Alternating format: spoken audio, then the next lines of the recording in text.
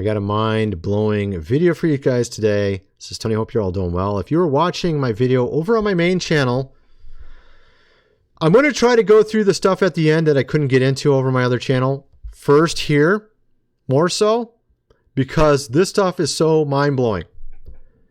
I'm sure some of you have heard me talk about some of the stuff in the past, about the 1800s, about essentially 1480 until now. I've talked about there's a lot of interesting things in history. You have these beautiful buildings that seemingly in the early 1800s cities were empty. Here you have Calcutta, of all places. Calcutta, if I can get on the screen a little bit better. Calcutta literally having buildings like you would see in Rome with pillars, the architecture you would see throughout Europe. You'd even see it in some of early American cities like Chicago and St. Louis. Why are you seeing that in India? Why is this all over the earth? Why is it in the early 1800s there was no people and there was dirt? Streets everywhere with these beautiful ornate buildings. In Canada, there was a town with, I think it was like, I can't remember if it was 4,000 or 8,000 people, and it had the most colossal library you'd ever seen in your life. Totally ornate, extremely massive. Who built it? These 8,000 people built a massive building?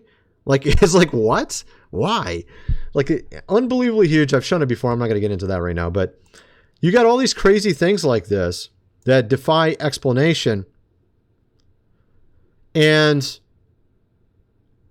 I discovered something new, my friends. I discovered some new stuff, okay, about Pope Sixtus. His name, how it was written in 300 AD, is literally the exact same word used in Revelation to describe the beast. The exact 3 letters. And it was his given name. Only one of the Pope Sixtuses had this given name at birth. We're going to get into that. I got so many crazy things to show you. Honestly, it's going to take a while to get through some of this. I'm going to try to go through some of the stuff I didn't get into in the other video first. But we're going to get into some of the 1800 stuff first. I thought this is amazing. I showed this over my other channel. I believe this is in, I think this is in California. I could be wrong. I think it is. I think it is. This is 1800s. Look at the city. The only thing in it is a horse in the entire picture. There's like 9 pictures. It's gonna span the whole. Oh, there's one person there. I think there's one person there with the horse. Look, there's no people anywhere else in the entire city. In the middle of the day. This is not nighttime. This isn't early 8 a.m. This is like noon. Okay? No people anywhere. Why? There's lots of pictures like this from the early 1800s. If you go after about 1850, then you start seeing a lot of people. Most of these early 1800 pictures, all the roads are dirt. In this case, I don't think they're dirt, actually. But in a lot of cases, they're dirt. A lot. Almost all of them, actually. Here's an example. This is in Russia. This is a colossal church. I'm going to show you in a second here. You got people in horse and buggy camping out outside it. Early 1800s. Let me show you this one. It just kind of gives you the idea how big it is, too. You see those people down there? I mean, almost nobody in the city, colossal buildings, people basically camping outside these buildings. Do they look like they're the ones that built this? I mean, do they look like the ones that built this building? Just be honest. These guys in horse and buggy here, just like camping outside a little bit. Does that make any sense? I don't think so. On dirt ground, by the way. It's kind of weird. Remember I showed you guys this building before in Chicago. The World Fair there. It used to be called Chilcago back then. I think Nikola Tesla actually supplied alternating current to the World Fair back in 1893, if I recall correctly, in Chicago. I think it was Chicago. That was back when he was fighting or competing with Edison. Edison with his direct current. And, of course, Nikola Tesla's technology won out in the end. AC, alternating current. Here you have the building. I've shown it before, the manufacturer's building. If you look at the size of it, and how big it is compared to normal things you would know about today. Here's a football field inside the building. The building is approximately 1/3 mile long, 1/3 of a mile long, maybe 1/5 of a mile wide. You have here a football field. You could play, I think it was 37 or 31. How many was it? 31 NFL? Oh, 32. 32 NFL teams could play simultaneously with 7 fields remaining for some marching band shows. Dude, that's like 40 football fields can fit into this thing. That's how big the building was. Supposedly, they built this building in 1 to 2 years' time with cheap quality materials. This is what they're saying. This is the story. And because it was cheap quality and they just built it really quickly, you just got to tear it down right afterwards. They built a building almost bigger than any building we have today in 1 to 2 years with horse and buggy, no power tools, and then just tore it down because we don't need it. Does that make sense to you? That makes sense? I don't think it makes any sense at all. I'm a mechanical engineer, and I think it makes literally no sense. And I used to be in architectural drafting as well. I was pretty far along with that too back in the old days. So I don't know, man. It doesn't sound like it makes any sense to me. Here's a picture from inside the building. You could literally have 40 football fields in here, apparently, according to the measurements. A pretty big building, if you ask me. With horse and buggy, they somehow managed to build this, allegedly. You had the was it called the Glass Cathedral in England, which Glass Palace. What do they call that? Crystal Palace. I think it was called the Crystal Palace. That one's amazing too. Crystal Palace in UK. Yeah, here we go. This building. This one, they couldn't maintain it, even though they had just recently invented automatic glass making. They couldn't maintain it. How is it that an old building they couldn't maintain with new technology? Why is it they couldn't? Apparently they had no automatic glass making before this. They had manual glass making before. When this building was originally built, it was manual glass making, allegedly. And they just figured out how to do fast automatic assembly line glass making, and they couldn't even keep this building up. Does that make any sense to you? I don't think that makes any sense, actually. But that's another one. So, of course, we had school textbooks in America in the 1800s talking about Tartaria. Okay? Today, they just tell us it's a placeholder for Asia, but back then they told us it was an actual country. And they called them Khans, the Khans, like Genghis Khan was over it. The Mughals and Tartars. And it was in Russia, Asia, China, and India where this massive kingdom, and apparently had 3 sections to it, was. China having some of the greatest cities in the world back then. The first sovereign who bore the title Tsar was Ivan Vasilievich I, surnamed the Great, who about year 1481 succeeded freeing Russia from the dominion of the Tartars. Interesting, because 1480 is around the time that they established the Vatican Library, which we're going to get into.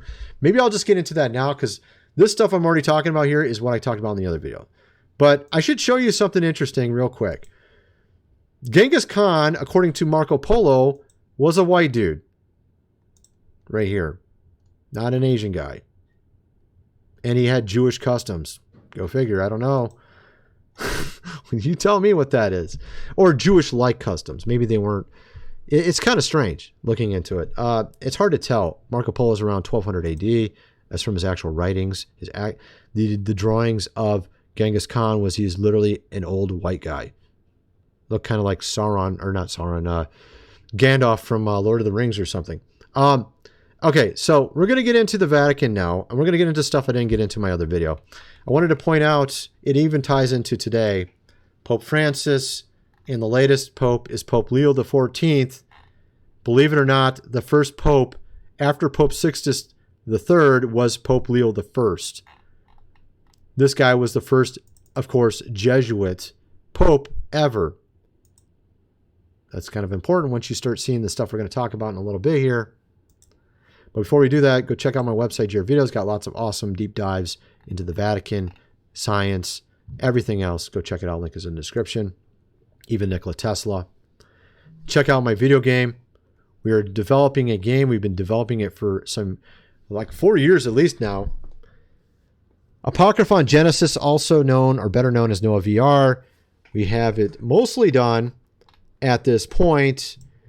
We have some of the game still left remaining to create. We also have to do alpha beta testing. We got to do marketing.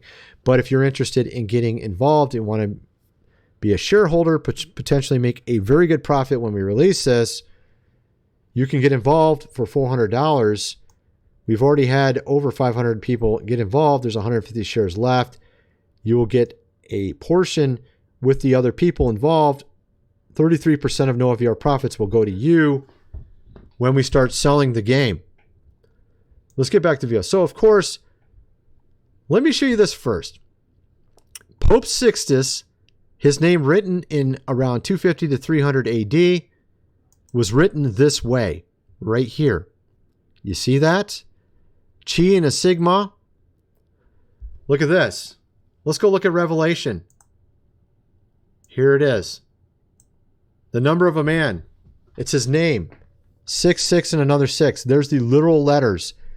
His exact name is written the same way. Back in 250 to 300 AD, written the exact same way it was written in the New Testament in Revelation 13, 18. And there's only one of the Pope Sixtuses that was actually born and given the birth name Sixtus, the name of a man, the number of a man, and it was Pope Sixtus III in 440 AD. Okay, and I'm going to get into him in a little while. But let's get over to the stuff I didn't get into over on my other channel. This is going to be a little tricky. Yeah, we'll do this. We got the calendar. They tell you that we're in the AM calendar of the Hebrew AM calendar of 5785. That's what they tell you the year is. It's incorrect. This is actually the AM3 calendar. If you look at the Encyclopedia Britannica, it says the current AM calendar is actually AM3, which means this is the third changed version of the AM calendar. The original AM1 calendar was being used by everyone 1,000 years ago and 2,000 years ago. Used by Flavius Josephus, a professional historian.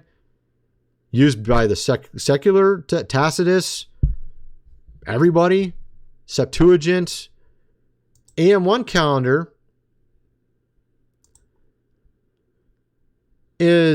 shows that we have actually are in the time frame. I think let me go look it up. I got it here. 1 second. Here we go. I can do it off my famous theologian here. All the years of creation of the world amount to the total of 5,698 years, odd months and days, written in AD 169. So you subtract 169 from, I'll get my thing out of the way so I can read what I'm doing. Okay, so that's in the way too. Here, sorry about that. Give me a second here. I'm trying to get a calculator. It's not in the way. Here we go. 5,698 years minus 169 plus 2,025. We're in the year 7,554. So we're in the year 7,554 according to the original AM calendar that everyone used 2,000 years ago. So you remember in the Apocrypha it says that there are 6 days and then the day of rest. 6,000 years, 1 day is 1,000 years. You got a day of rest, 1,000-year millennial kingdom. Then you got the little season after that when the devil's released, 500 years. And we just are at the point of exiting that right now. Let me show you what I'm talking about. Got it around here somewhere. My goodness, I got a million windows open. Oh, where'd you go? Come on, man. Here it is. All right. So everyone tells you that the millennial kingdoms never happened. It already did. Okay. You have the establishment of the kingdom, 0 to 500 AD. You had the millennial kingdom, the medieval times. And then we've been in the Satan's little season for 500 years from approximately 15 from King King Henry the Seventh? I think it was King Henry. Just a sec here. Brain's not working.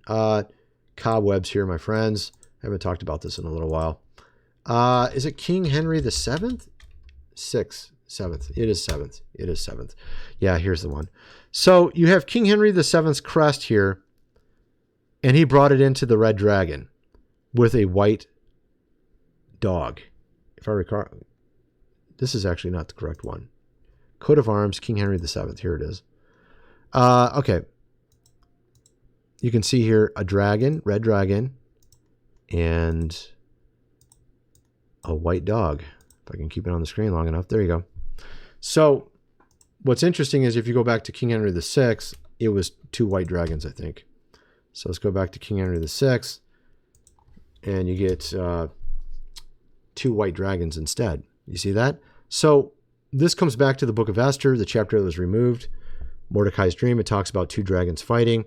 This comes back to Merlin the magician and King Arthur, where Merlin had a dream. No, King Arthur had a dream about a red dragon being defeated by a white dragon.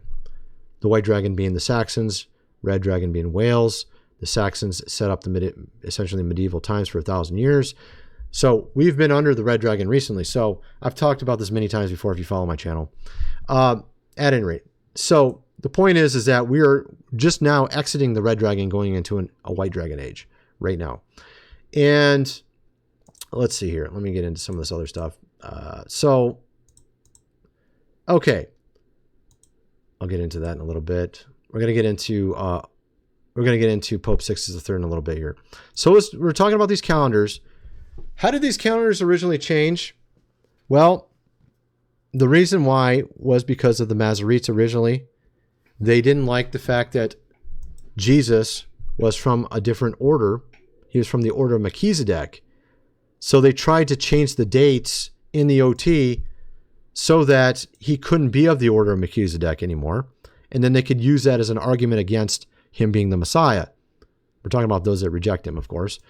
And so they actually modified the dates by removing hundreds, as you can see on these people. Just one example. But if you look at the older manuscripts, even the Dead Sea Scrolls, it will tell you it's this, not this. So they actually modified it intentionally, just like we'll see in a little bit some famous Christian ministers tried to do that are revered. I'll get into that in a little while. But here you can see how actually the correct chronology looks. It looks very natural. The progression of, obviously the son dies after the father, right? But you see the Masoretic and what they did when they modified it, it actually made it to where Melchizedek lived as long as Abraham. And this was their intention, to make it so they could argue against Christ himself. They actually modified the dates in their own text so to bring in confusion. Okay, so we're going to get into the Vatican and stuff. So I mentioned about Pope Sixtus III. Let's go back to that. So the Vatican was set up basically through someone related to Pope Sixtus IV, and I'll show you that in a minute here. And the Spanish Inquisition, all the bad stuff, all came from these Sixtuses, you'll see, as we get into this. Let's get back over here, because I need to kind of get into some of this stuff to kind of set the stage. Pope Sixtus, I showed you guys the way he wrote his name back at 250, 300 AD, is literally the exact same as it says in Revelation 13:18. It's the exact same word. There's only one of these Sixtuses, popes, that was actually born with this name, the name of a man, and that was Pope Sixtus III. He was definitely the one mentioned as being the beast, referred to in Revelation, because it's the number of a person. It wasn't his Vatican given name. It was his actual name. His literal name at birth. What's interesting, of course, is right after Sixtus III, the beast, comes Leo, the lion, the great lion, the lion of the tribe of Judah, maybe? Saint Leo the First was the very first pope after Sixtus III. You can see here on an old Wikipedia entry that it says Sixtus III was the one of the only popes in history to use his given or birth name. It's the number of a name, as it says in Revelation 13:18. If you go look at Pope Sixtus now on Wikipedia, the third, it had it strangely removed. And if you go to Google AI, it doesn't know about it. Pope Sixtus III's birth name was not known. But then if you go to ChatGPT, ChatGPT does know that it was his given name. Pope Sixtus III was born with the name Sixtus, the number of a name. He served as Pope, 432 to 440. What did he do while he was here on earth? I can tell you some of that. This is based on several resources, according to this video. Quite a few books, as you can see, listed here as citations for this information. He first said that Mary is not the mother of Jesus, but the mother of God.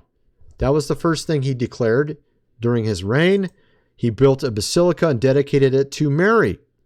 That was one of the first acts he did. He also strangely said that monasteries and harems are one and the same. And he said that since he is sitting in the place of Christ on earth, he's essentially married to these women that are brides and can treat them as wives. That was one of the things he said. He was caught apparently with his sister and also did something, of course, with certain nuns. He got in trouble for this. And his accuser, who was another bishop, strangely died of poisoning. Then when he was going to go to court over this, he somehow bribed all the people that were going to judge him with money and also access to things, perhaps the nuns, I don't know. So then he strangely got off without getting in any trouble. This is according to what that man said in his research about Pope Sixtus III. You ain't going to be able to find almost any of that on anywhere on the internet. You're going to have to look through a lot of old books to find that stuff, apparently. Apparently, Sixtus was also friends with Augustine, St. Augustine of Hippo. They were good friends. Strangely, of course, Augustine of Hippo went from underneath Pelagius, his teacher originally, to being friends with Sixtus. So he came out from Pelagius. Pelagius, of course, was accused of being a heretic, although it's kind of like one of those things where I'm not quite sure what to think about it, because I think it could very well be misunderstood what he was being said, because the way he said it, they kind of like framed it the way they wanted to make him look bad. But you could actually frame it in a good way if you wanted to. It's one of those things where like you could interpret it in a good or bad way depending on how you want to look at it. It's one of those things. So apparently maybe they did it intentionally to get him condemned. I don't know. You have here the meaning, and the real reason I'm telling you this is because Pelagius, his name means of the sea. And in Revelation it says, the beast will rise out of the sea. The beast is Pope Sixtus III. Pope Sixtus III separated from this doctrine that was similar to Pelagius. Augustine went in agreement with Sixtus and rejected Pelagius' doctrine and went out to him. Strange. Very strange. Of course, 1 Timothy 4 speaks in latter times, some will depart from the faith, giving heed to seducing spirits, doctrines of the devil, speaking lies and hypocrisy, having their conscience seared with a hot iron, forbidding to marry, commanding to abstain from meats. Of course, the Vatican, or the Catholic Church, started forbidding to marry around 1120 AD. Before that, priests could marry. They started also telling them that they would have meatless Fridays. This clearly is predicting that doctrine. You have here from Encyclopedia Britannica, patristic and medieval millennialism. Jerome and Augustine very much were against the concept of the medieval times being the millennial kingdom. They lived before this time. Everyone was anticipating that around the time of the fall of Rome would be the millennial kingdom. But they were very much against this. Jerome and Augustine. And they developed new and more stringent ways to oppose it. Jerome introduced a new set of calculations, AM2, that emplaced the incarnation 300 years earlier, thus allowing Latin chronographers to ignore the advent of 6000 AM. They knew 6000 AM meant it was the time that Christ came back, 1,000 years. They knew it. And they didn't like it. Jerome purposely changed when he was born so that they didn't have to deal with this anymore. Like, oh, we're already 6,300. There you guys are. You must have missed it. He literally was lying about when he was born just so he could get people to stop believing this. Does that sound like a good thing? To lie? To make people believe something not true? At the same time, he heaped ridicule and contempt on millennialists, the believers in foolish tales of earthly delights, gluttony, and sex. Which, of course, interestingly, I just showed you in 1 Timothy 4, that they would start saying that's an evil thing and forbid to marry. So all this very anti-sex stuff is not from God, is what I'm saying. Augustine went further, arguing that neither history nor chronology can be interpreted apocalyptically, and that the millennium was not a future event, but one that already set motion. So he basically tried to symbolize it, make it like some sort of parable or something. Like, there is no real millennial kingdom. It's just it's an idea or something. So that's what Augustine did. Augustine used this notion of the two cities, a heavenly city, the celestial Jerusalem, where millennium was already manifest, and the earthly city. So he said it doesn't come to earth, when that's not true. It doesn't say that actually in the text. It says that there literally is a physical millennial kingdom. And you have, of course, the Apocrypha making it very clear when the King of Kings would be born. It says right here in 1 Adam and Eve, after 5,500 years are fulfilled, at the time I'll give you fruit from the tree of life. It's talking to Adam. You go over to 2 Adam and Eve. It says, at the end of great 5 days and a half, concerning which I have made a promise to thee and thy father, I will send my word to save thee and thy seed. And I've been going through actually this book here, and he, in multiple places, says that he's going to send the Messiah to save Adam from what he'd done wrong. He says it in multiple places. So it's clearly talking about that. The book of Adam, when 5,000 years have been completed, then at the 5,500th year, the beloved Son, Messiah, will come upon the earth, resurrect Adam, baptized in the river Jordan. Very specific, to the point. You got Gospel of Nicodemus here. Because thou canst not by any means obtain it till the last day in times, namely till 5,500 years be passed. Then a Messiah, of course, will come. Talks about Adam being raised. You got here another one from Gospel of Bartholomew talking about Elijah and Enoch coming at 6,000 years. That's 500 years after his birth. That's around the time of the fall of Rome. That's the time of Pope Sixtus III. That's the time right before the medieval times. Saying Elijah, Enoch, of course, Revelation says these are the two olive trees that witness right at the end and are killed, of course. So you got all this stuff correlating perfectly if you look into this. Let's get into what's going on with the Vatican Library. Okay? I got a lot of windows open here. So apparently, if you go look at the list of popes, is this it here? Yeah, here we are. So you go to look at the list of popes. You got Pope Sixtus III. Let me see if I can go get that up. Sixtus first, second. Whoops. First, second, third. Here we go. So here's Pope Sixtus III, 440 AD, right before the millennium. And by the way, I haven't even got into everything. This is like crazy. There's so much stuff. His name is literally the exact same as Revelation 13:18. This is how they write it modern day. That's not how they wrote it at his time. Then you got Leo the First, Leo the Great Lion of the tribe of Judah, maybe. You got that. Very next pope. You go down. You don't see any more Sixtuses for quite a while, 1,000 years to be exact. And then you get Pope Sixtus IV, right after 1,000 years are completed. Isn't that so strange? It looks like the devil came right back. He's like, oh, let's get another 666 up here. There we go. Here's another one, right? So you got another one. And what did he do? What did Sixtus IV do? Well, let's see. He built the Sistine Chapel, or actually the original name is Sixtine Chapel. The word Sistine is actually a misspelling of what it originally was. It's Saclium Sixtinum, meaning it's named after the number 6.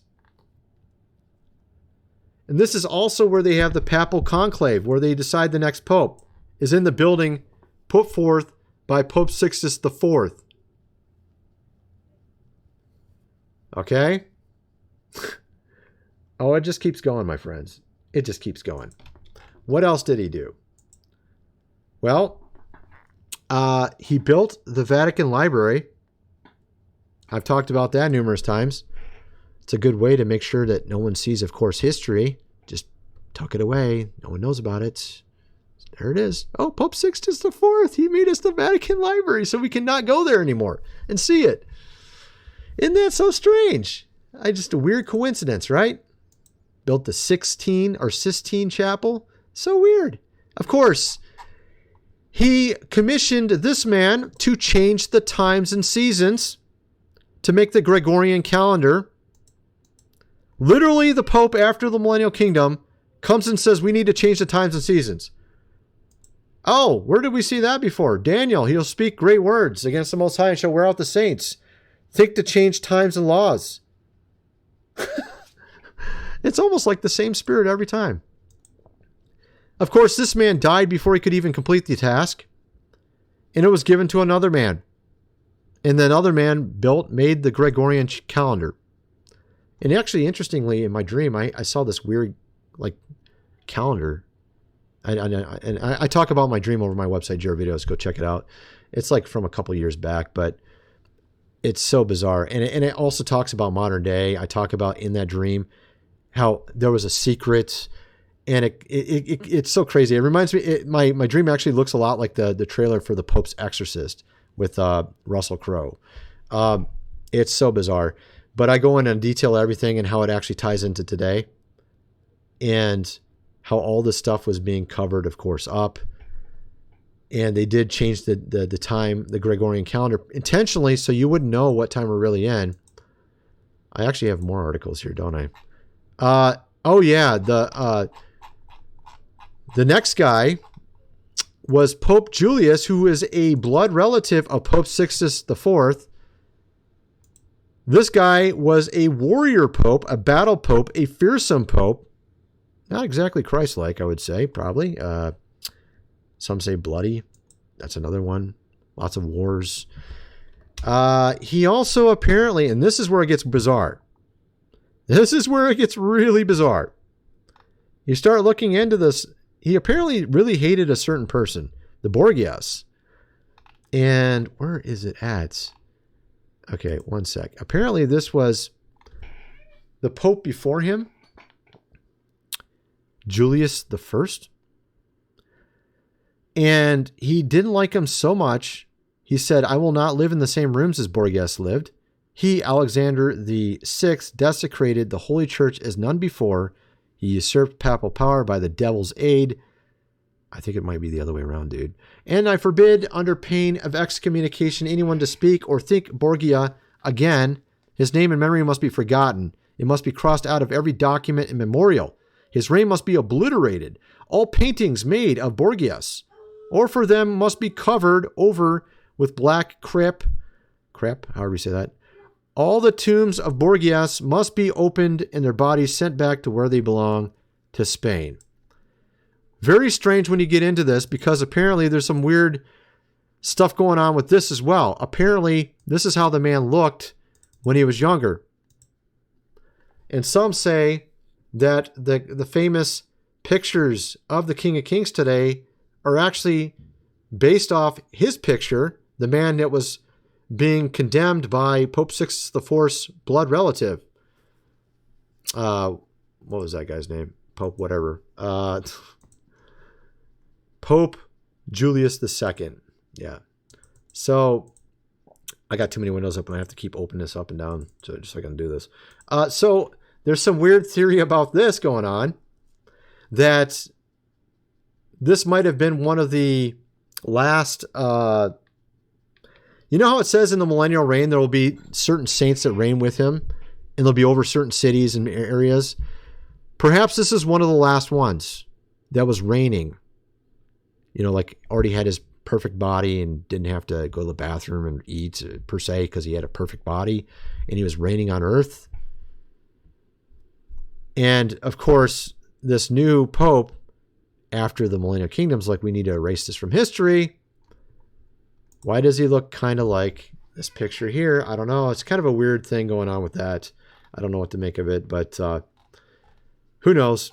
I'll probably have to get into that more in another video. Kind of what some of you guys think. Let me know in the comment section below, and thanks for watching.